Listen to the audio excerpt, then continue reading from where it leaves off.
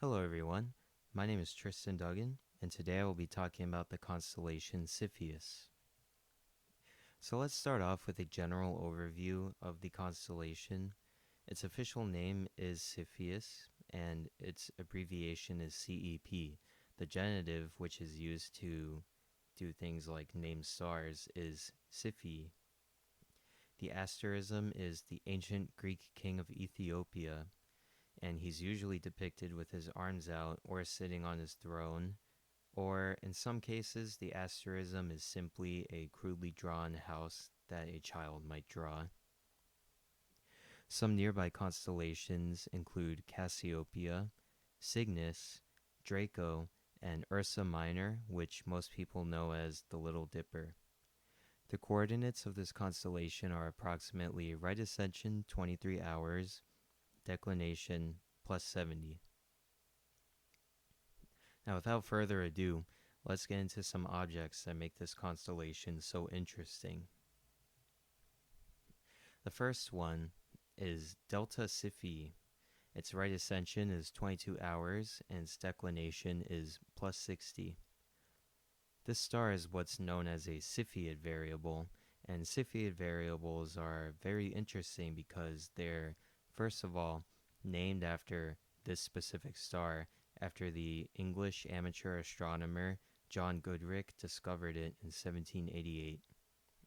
Cepheid variables are a category of stars that pulsate radially, which means that not only do they change in temperature and brightness, but the diameter of the star itself changes in regular intervals. Cepheid variables are used to help measure distances that are too far away for parallax.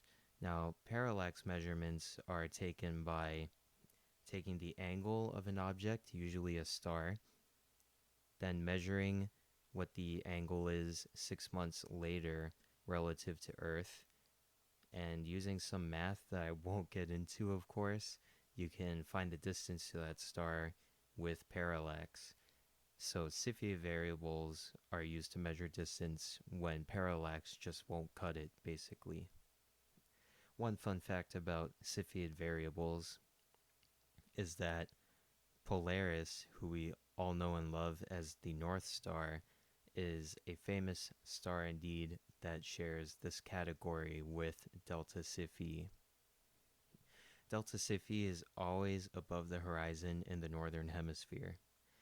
The last very interesting thing that makes this star a lot special in my eyes is that Edwin Hubble, who the Hubble Space Telescope was named after, he used this star in 1923 and Cepheid variables in general to show that the Andromeda Nebula is actually the Andromeda Galaxy. And this was the first time in astronomy and indeed all of human history where we realized that the Milky Way galaxy is not the only galaxy in the universe, but there are billions and billions more out there. The next object I want to talk about is NGC 7354. Its right ascension is 22 hours and 40 minutes. Its declination is plus 61. This object is what's known as a planetary nebula, which is a kind of a funny name because planetary nebula actually have nothing to do with planets. They happen at the end of a red giant star's life, and it's what happens when the red giant will shed or eject the gases around it, or you might want to call it its atmosphere for all intents and purposes, and then the resulting white dwarf star illuminates the surrounding gas that it previously shed. NGC 7354 has an outer shell that's estimated to be around 2,500 years old and a distinct inner shell estimated to be 1,600 years old. It also, as you can see in the image, has these red, you might want to call them jet streams, that are thought to be caused by an accretion disk that is resulted from the white dwarf in the center. Some of its features may also be explained by the fact that the the nebula is actually part of a binary star system. And then the third object I want to talk about is actually NGC 188. And this, in my opinion, it might be one of the most interesting objects I've ever learned about in space. But we'll get into why in a second. So its right ascension is 48 minutes, and its declination is plus 85. Now, one interesting thing about this is that this star, it's called an open cluster. It's always visible in the sky because of how far above the horizon it is. It never sets. So as I said, this is a star cluster called an open cluster. And what makes open clusters what they are is that all the stars in them are roughly the same age. They're formed in the same molecular cloud, or you might want to say birthed, quote unquote. Usually they're relatively young, and the reason why they're usually young is because after a few million years they usually drift apart due to the tidal or gravitational forces of the Milky Way itself. Now, what makes NGC 188 so special is that because it sits so far above the plane of the Milky Way does not exert enough gravitational force to really pull the stars apart. So, this makes NGC 188 one of the most ancient known open clusters. The age estimation of NGC 188 is around 6.8 to 9 billion years old. Now, to put that in perspective, the universe itself, as we know it, is estimated to be around 13.5 to 14 billion years old, which means that this open cluster of stars is about half the age of the whole universe, or, in fact, as old as the universe itself almost. Now, let's get into some of the myths, legends, folklore that surrounds the Cepheus constellation, starting with the ancient Greek myth that it's named after, and then how this constellation plays a part in Chinese astronomy and legend. So, in ancient Greek mythology, Cepheus represents Cepheus, the mythological king of Ethiopia. So he was the father of Andromeda and the husband of Cassiopeia. One day, as the legend says, Cassiopeia made a remark that her and Andromeda were more beautiful than the sea nymphs called the Nereids. This angered Poseidon, and because of this, he sent a flood and a sea monster to wreak devastation on Cepheus's Ethiopian lands. The only way Cepheus could stop the attacks was by sacrificing his daughter Andromeda, so they chained her to a rock and had her await to be eaten by the sea monster.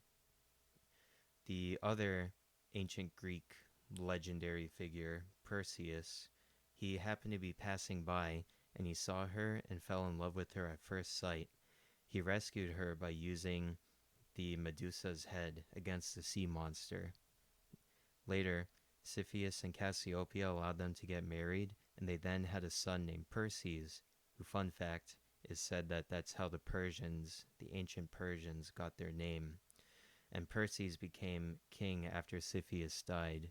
Cepheus was later immortalized and worshipped in the sky next to Cassiopeia, who he still sits in the sky on his throne next to today.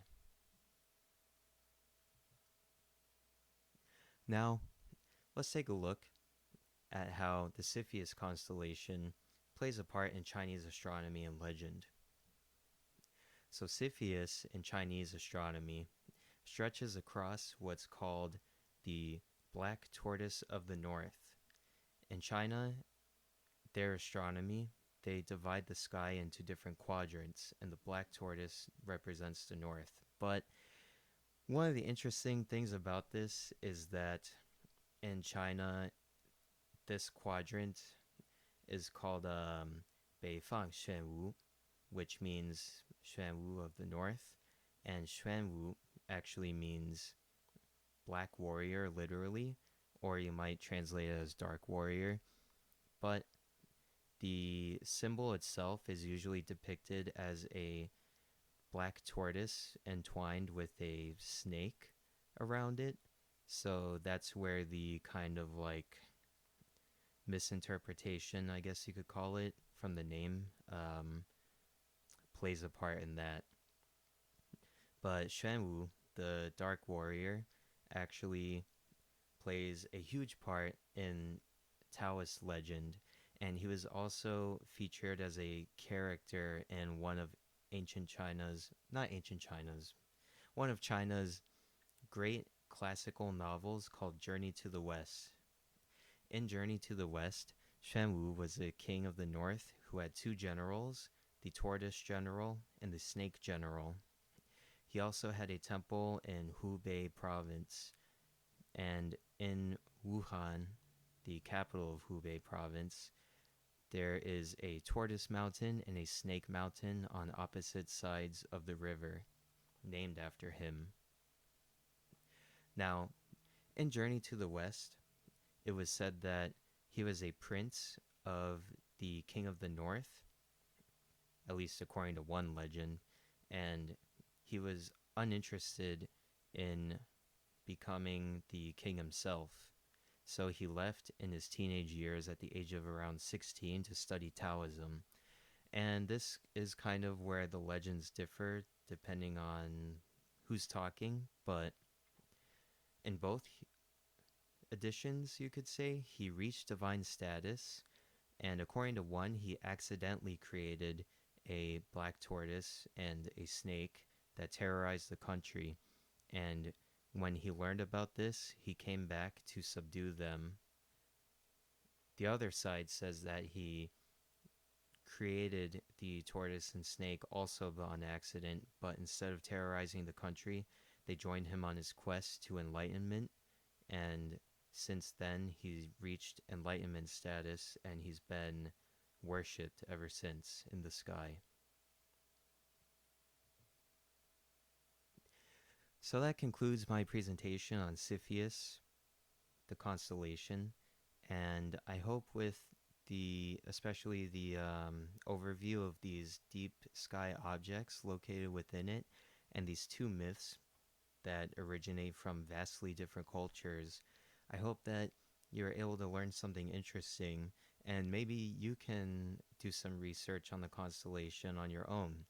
There's so many other objects and stars located within the constellation, so there's no limit to the amount of interesting things you can learn about it.